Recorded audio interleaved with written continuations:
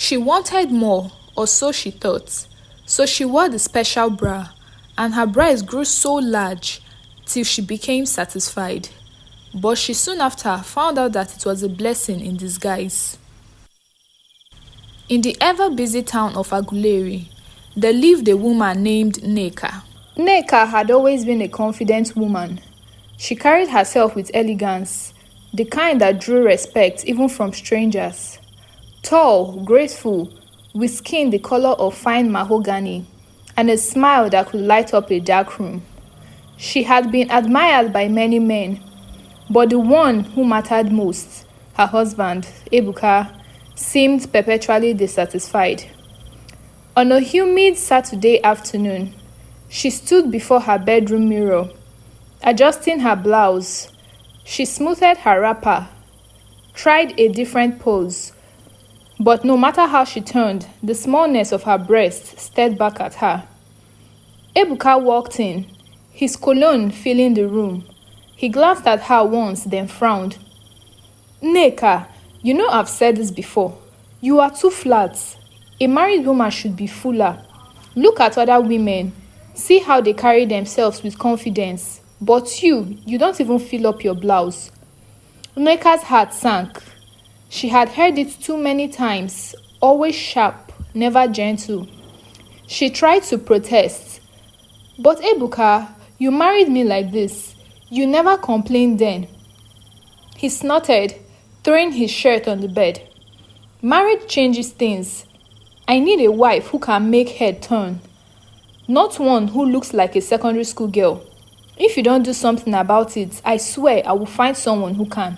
How can I have a wife that looks like my fellow man? The words cut like a knife. Nneka turned back to the mirror, tears threatening to spill. She had never felt insecure about her body, never had a reason to, but ever since she got married to her husband Ebuka, he taunted her for it, as if it were her fault she looked that way, as if he had not seen her form before they got married. One afternoon, after another round of Ebuka's cruel remarks, Nneka went to Ogbete market to buy foodstuff. She moved slowly through the crowd, her mind heavy, when a particular stall caught her attention. It wasn't the yam or beans displayed there. It was a mannequin wearing an unusual brassiere. It shimmered faintly in the sun, with embroidery so delicate it seemed almost alive. The woman at the stall, Mama Nkechi, beckoned on her. Beautiful woman, come and see. This one is not ordinary. It is the bra of many promises. Nneka chuckled nervously. Bra of many promises, what does that even mean? They say the more you wear it, the more you become what you desire. Some say it's just tight enough to push things up, but others, well, they say it has magic. Nneka hesitated. She had never been one to chase superstitions, but Ebuka's voice echoed in her head. If you don't do something, I will leave you. How much? She asked quietly. Mama Nkechi's eyes gleamed. For you, 10,000 naira. But remember, what you desire may not be what you truly need. Nneka ignored the warning. She paid. That night, after Ebuka had dozed off in front of the television, Nneka locked herself in the bathroom and put on the bra. Immediately, she noticed the difference. Her chest looked fuller, lifted. She stared at her reflection, hardly recognizing herself. For the first time in years, she smiled. The next morning, Ebuka's eyes widened when she stepped out of the bedroom. "Eh, this is what I'm talking about," he exclaimed, pulling her close. "See how you are glowing now. Keep it up, my dear." Nneka's heart soared, finally, approval. But it didn't stop there. As days passed, each time she wore the bra, her breast seemed to grow subtly, naturally. Within weeks, her blouse fit differently. Her friends whispered compliments. "Nneka, you are looking so fresh these days." Her friend's informal eyes widened. "What is your secret?" Nneka blushed but said nothing.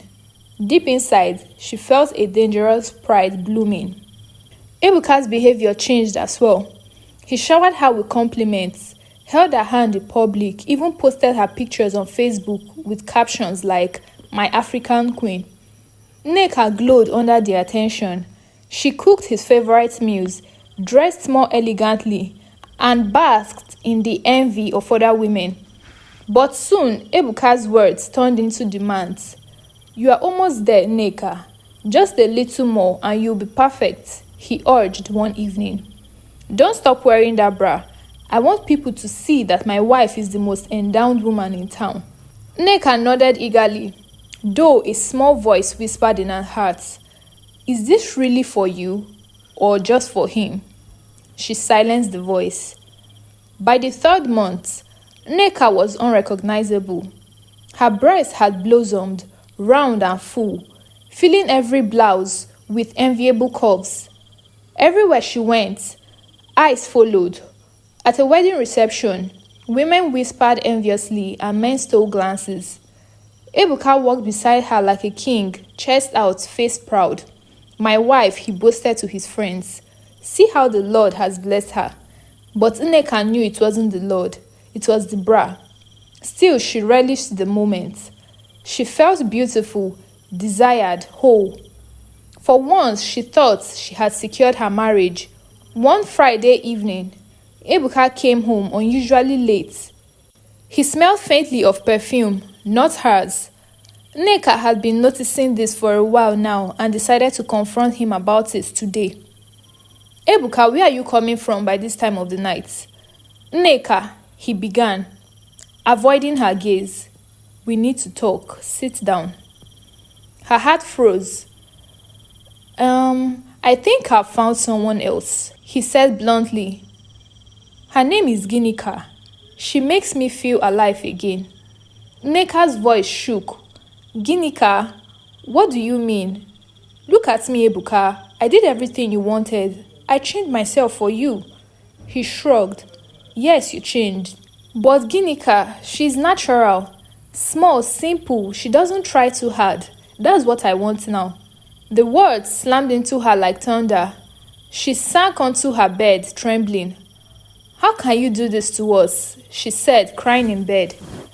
A few days later, on her way back from work, she saw her husband with a woman sitting at a bar, laughing happily.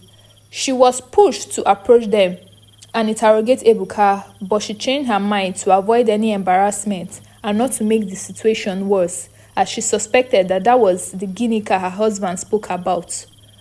As Ebuka got home, she was waiting for him in the bedroom. "Ebuka, you are going around town carrying other women when you are still legally married to me." Ebuka, who was already fed up with his wife, snapped. "Woman, I told you earlier that I'm fed up with this marriage, but I just decided to pity you and stay back. But now you are beginning to step on my nerves. I think it's high time that I left this house for you and have my peace." "You mean after all this, you prefer a woman with smaller breasts? I saw you with that lady at the bar," Nneka asked, puzzled. Ebuka grabbed his bag. "It's not about size, Nneka. It's about what I feel. And with you, I feel nothing anymore." And just like that, he walked out of the house and out of her life. Nneka ripped off the bra and flung it across the room, sobbing uncontrollably. She had sacrificed her peace, her self-worth, and even her body for a man who was never satisfied. Her friends tried to console her, but gossip spread quickly. Some pitied her, others mocked. If she had loved herself enough, she wouldn't have suffered like this, one woman whispered in the market. Days turned into weeks. Nneka stopped wearing the bra. Strangely, her breasts did not shrink back. They remained large, a constant reminder of her choice. She felt trapped in a body that wasn't truly hers. One Sunday, during women's fellowship at church, Nneka finally opened up. With tears streaming down her face, she shared her story. The insecurity, the bra, the transformation, and the betrayal. The room fell silent. Many women wept with her. At the end, she said softly, "Sisters, don't ever change who you are because of someone else's opinion. If they don't love you as you are, they will never love you, no matter what you become. The words struck deep. Women murmured in agreement. Some held her hands, thanking her for her courage. Nneka felt lighter, as though chains had fallen off her heart. She still bore the weight of her choices, but now she wore it as a badge of survival. She had learned the hardest truth. Validation must come from within, not from the fleeting desires of others. Months later, Nneka began a small business of selling women's wares. She named her boutique True Form, encouraging women to dress in ways that celebrated their natural selves. When customers asked about body-enhancing products, she would smile gently and say, "Be careful. Sometimes what you chase is not what you need. Confidence is the best beauty secret." And though Ebuka had long moved on, chasing fleeting thrills, Nneka found peace in her own reflection. She no longer feared the mirror. The lessons we could learn from this story is never to change our form for anyone, as beauty is fleeting. Be confident and avoid people imposing their insecurities on you. I hope you enjoyed watching this video. Please don't forget to give it a big thumbs up, comment, subscribe, and turn on your post notification to get notified when next I post a new video. Bye!